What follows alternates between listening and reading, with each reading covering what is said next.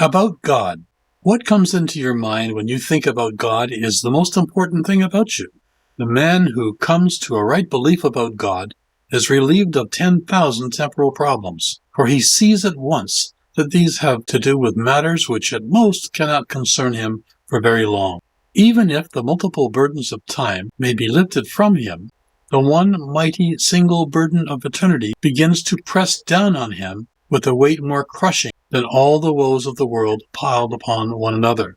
That mighty burden is his obligation to God.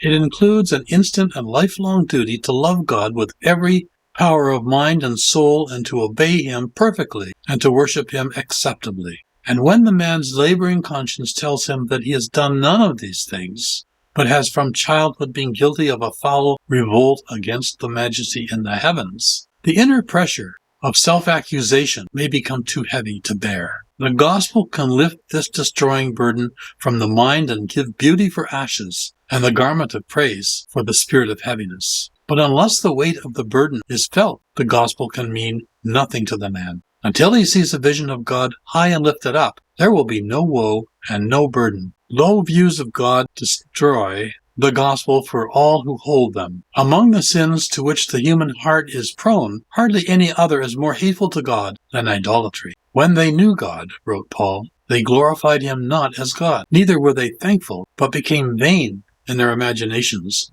and in their foolish hearts were darkened. The heaviest obligation lying upon the Christian church today is to purify and elevate her concept of God until it is once more worthy of him. In her prayers and labors, this should have first place.